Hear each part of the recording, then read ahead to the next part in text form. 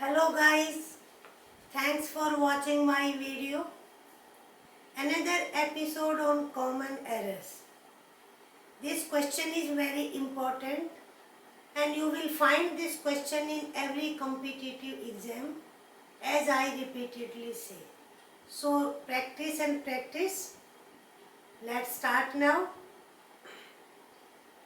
In the following questions, some parts of the sentences have errors and some parts are correct. Find out which part of a sentence has an error. The number of that part is the answer. If a sentence is free from an error, your answer is fourth one, means no error. Our first sentence is, in COVID-19 lockdown, women workers have been hit the hardest because the majority work in the informal sectors. No error. Error is in part 1. Preposition, you see in. I will tell the difference between in and during. In is used when an activity happens in particular time. But if activity happens over the period, तो हम वहाँ पर during का use करते हैं. So यहाँ पर during होना चाहिए. So error is in part 1. Next sentence, one must obey the laws of their land. Now error is in part 3. Possessive, there. Any possessive should be according to the subject. Now our subject is one. There should be replaced by once. Third sentence, one of the most important factor of his rising popularity is his commitment to the nation. No error. Fourth one is no error in every sentence. Error is in part 1. आप देखिए जब इस type का phrase होता है one of the, तो आपका noun plural होना चाहिए. One of the most important factors, क्योंकि हमने प्लूरल में से सिंगल को लिया है one. So error is in part 1. Next sentence, books fair are organised every year to cultivate reading habit among the people. आप पार्ट 1 को देखिए. जब ऐसे कोलोकेशन होता है बुक्स फेयर और प्लूरल नंबर, तो आपका जो प्लूरल है वो सेकंड वर्ड होना चाहिए, not books fair. Here there should be book fairs. Book fairs are organised. Sentence आपका ऐसे होना चाहिए. I hope it's clear. Next sentence, labor force survey data shows that female labor force participation rate has dropped down to 21.2% compared to 21.9% 1 year prior. अब error part 2 में देखिए drop down. Drop का meaning ही come down होता है.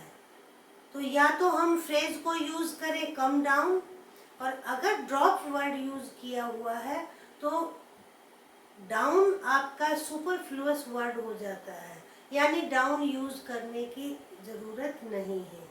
So here down को remove करिए और आपका एरर करेक्ट हो जाएगा. Next sentence, if sewage is reaching the water body और debris are being dumped, then the water quality will suffer. Error is in part 2. Debris. Debris किसे कहते हैं? मलबा. जैसे कोई बिल्डिंग गिर जाए उसके जो भी सॉलिड मलबा होता है उसको हम डेब्री कहते हैं. So here debris uncountable noun. There should be singular verb. Debris is being dumped, not are being dumped. इस सेंटेंस का मीनिंग है, अगर सीवेज और डेब्री हमारी वाटर बॉडीज के पास से जाते हैं या उसमें होते हैं तो पानी की क्वालिटी सफ़र करती है, यानी कि क्वालिटी गिर जाती है। Next sentence, many a man have denied that atrocities were perpetrated on Hindu community in Kashmir. इसके लिए आप पार्ट 1 को देखिए।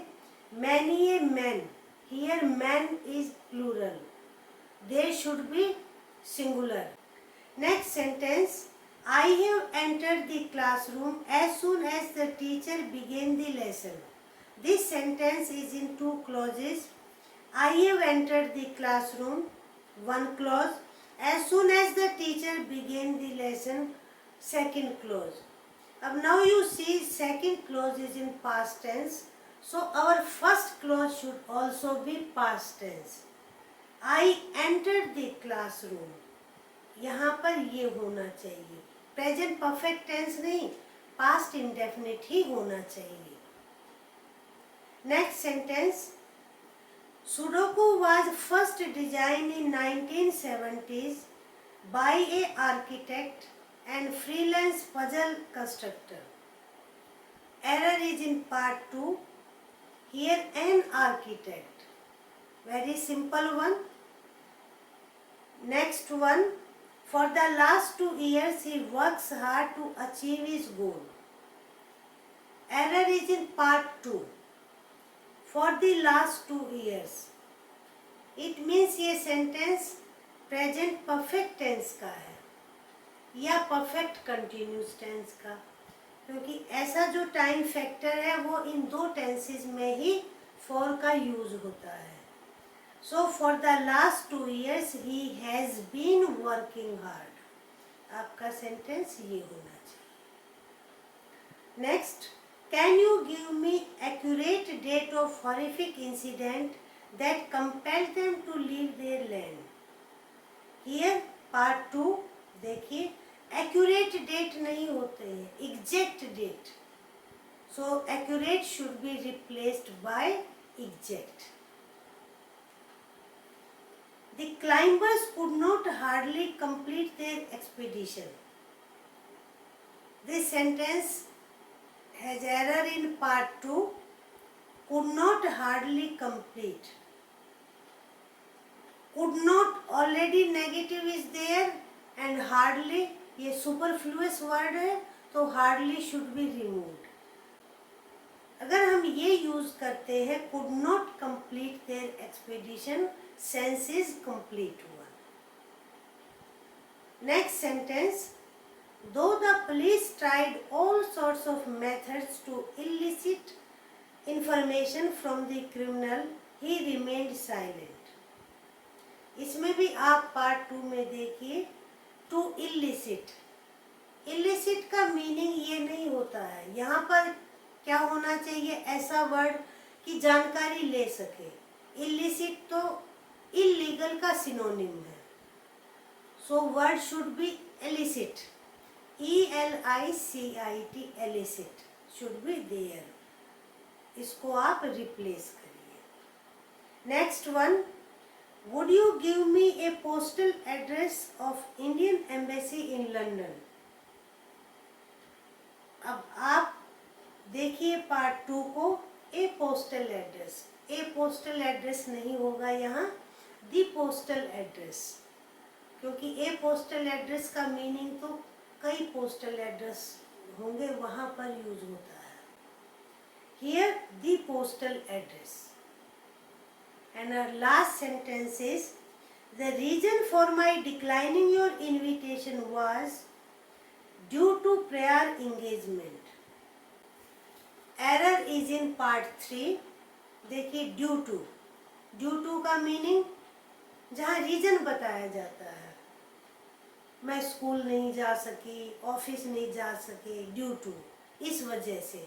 यहाँ सेंटेंस का फर्स्ट जो फ्रेज है द रीजन, वर्ड ऑलरेडी दिया गया है, तो दोनों सेम मीनिंग इंडिकेट करते हैं। यहाँ पर ड्यू टू को रिमूव कर देना चाहिए, ये सुपरफ्लुअस फ्रेज है। सेंटेंस क्या होना चाहिए, The reason for my declining your invitation was prior engagement. अगर आपका सेंटेंस ये होता I declined your invitation, फिर आप ड्यू टू का यूज कर सकते थे. सो यहाँ पर एरर आपका पार्ट 3 में है. ड्यू टू को आप रिमूव करिए. I hope you enjoyed the video. Now your home task. Do your home task. It gives you a practice and you test yourself also. You can write to me if there is any confusion. Okay? बंद करने से पहले video को like करें, share करें और channel को subscribe करें. Thank you.